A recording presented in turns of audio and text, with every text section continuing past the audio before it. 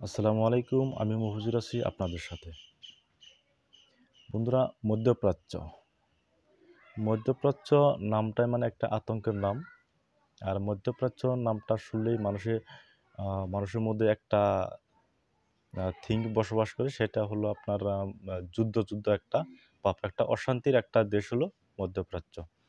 আর সেই মধ্যপ্রাচ্যই আপনার আমেরিকা যুক্তরাষ্ট্র ইরানকে নিয়ে, আফগানিস্তানকে নিয়ে তারা অনবরত কোনো না কোনো একটা প্ল্যান করে। আর তারা সেই প্ল্যানটা বেশিরভাগ ইরান, আফগানিস্তান তাদেরকে নিয়েই হয়। আর তাদেরকে নিয়ে হওয়ার অনেকটাই কারণ আছে, যেহেতু ইরান মানে তারা অনেকটাই স্বয়ংসম্পূর্ণ, তারা স্বাধীন। তারা আমেরিকার কথায় ওঠা বসা না করার জন্য তারা খুবই ইরানকে নিয়ে আর আফগানিস্তানকে নিয়ে তারা বিরক্ত অনুভব করে। আপনি কিছুদিন বেশি দিন হয় নাই, 28-29 ফেব্রুয়ারি তখনকার আমেরিকা ইরানকে আক্রমণ করা, তারা চূড়ান্তভাবে যে একটা পরিকল্পনা করছিল, সেই পরিকল্পনাটা আমেরিকা বাস্তবায়ন করার জন্য তারা কয়েক ধাপ আলোচনা করে তাদের নিজেদের মাঝে। কিন্তু ঠিক এই সময়ই আফগানিস্তান এই অস্ত্র নিয়ে যে আফগানিস্তানে যে তারা হামলার একটা পরিকল্পনা করে ফেলাইছে অলরেডি পাকিস্তানকে সাথে নিয়ে। সেই ক্ষেত্রে আপনি এই ইরান আর আফগানিস্তান দুই দেশই নিজেদেরকে বাঁচানোর জন্য তারা বিভিন্ন ধরনের পরিকল্পনা সাজাইতেছে। যেমন এই যে কিছুদিন আগে ইরানের পররাষ্ট্রমন্ত্রী আফগানিস্তানে ভিজিট করছে, কয়েক দফায় তারা বৈঠক করছে, অনেক ক্ষেত্রেই তারা বিভিন্ন ধরনের আলোচনা করছে, করার পরে তারা আফগানিস্তান, তাদের তো নিজের একটা ভূখণ্ড আছে, তাদের নিজের এই বিশাল ভূখণ্ডটা তাদের যেহেতু রক্ষা করতেই হবে, ঠিক সেই জন্যই আফগানিস্তান আর ইরানের মধ্যে যে বৈঠকটা ছিল, সেই বৈঠকটা খুবই গুরুত্বপূর্ণ ছিল। আর সেই সুযোগেই ইরান আর আফগানিস্তানের মাঝখানেই তাদের যে বোঝাপড়া ছিল, সেটা আপনার ইতিমধ্যেই তারা নিউজ করছে। সেই নিউজটা তো আমি দেখলাম, যে সেই নিউজটার মধ্যে তারা বলছে যে আমেরিকা যুক্তরাষ্ট্র কিংবা ইসরায়েল ইরানের যদি কোনো ধরনের হামলার পরিকল্পনা করে, বা ইরানের ভূখণ্ড যদি তারা দখল করার কোনো ধরনের যদি চেষ্টা চালায়, সেই ক্ষেত্রে আফগানিস্তানের পক্ষ থেকে তারা বলছে যে তারা 2 লক্ষ সেনাবাহিনী পাঠাবে ইরানের মাঝখানে বিভিন্ন ধরনের আমেরিকার সাথে যুদ্ধ করার জন্য। আর সেই একটা একটা পজিটিভ দিক, ইরান যেহেতু তারা একটা অলরেডি বিভিন্ন ধরনের ঝুঁকিতে আছে।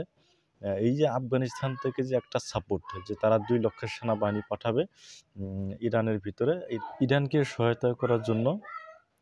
সেই ক্ষেত্রে ইরানও কিন্তু আফগানিস্তানকেও তারা প্রতিশ্রুতি দিছে। আফগানিস্তানের যেহেতু পাকিস্তানের ঘাঁটি ব্যবহার করে আফগানিস্তানে পুনরায় হামলা করবে, এরই মধ্যেই তারা ঠিক করে ফেলাইছে। কিন্তু এরই মাঝখানে ইরান আর আফগানিস্তানের মধ্যে একটা মারাত্মক বোঝাপড়া হয়ে গেল কিন্তু। আরেকটা কথা এর মধ্যে উঠে আসছে যে ইরান আফগানিস্তানকে যেহেতু আমেরিকা হামলা চালাবো, সেই ক্ষেত্রে তো তাদের নিশ্চয়ই আকাশ প্রতিরক্ষার ব্যবস্থা প্রয়োজন আছে, বিভিন্ন অস্ত্রের প্রয়োজন আছে। স্থলপথে কিন্তু আফগানিস্তান খুবই শক্তিশালী।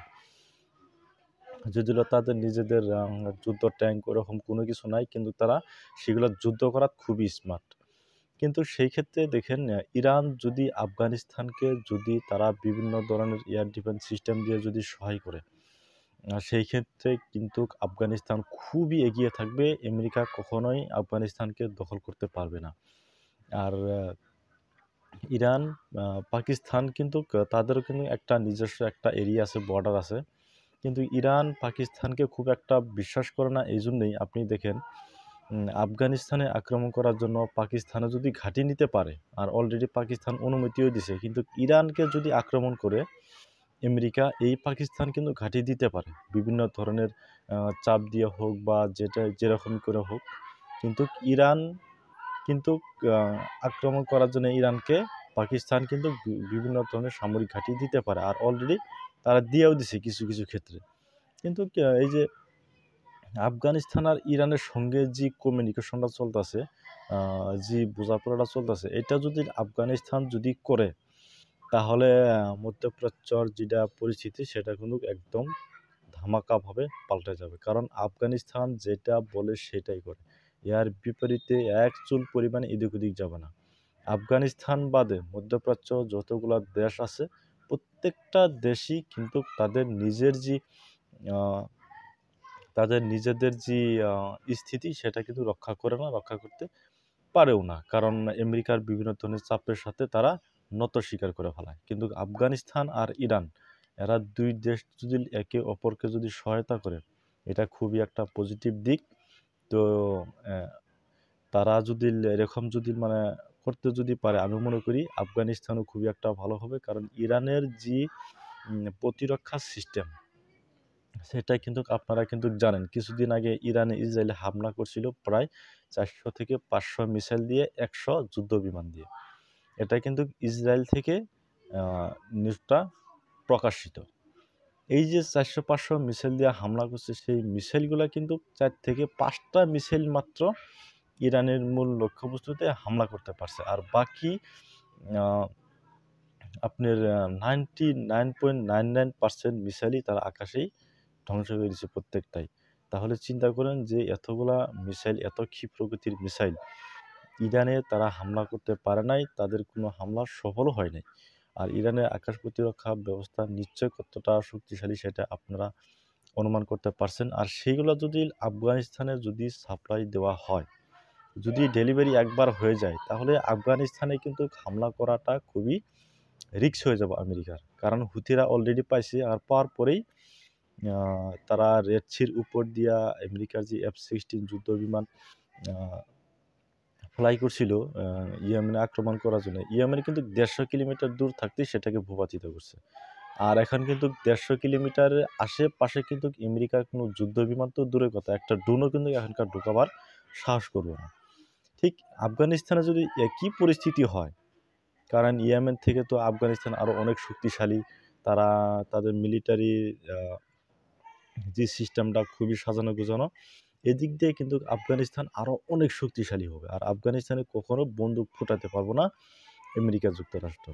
তো বন্ধুরা, এই ছিল আজকের ভিডিও। তো আপনারা আমার চ্যানেলটাকে সাবস্ক্রাইব করবেন প্রতিদিন এরকম ভিডিও পাওয়ার জন্য।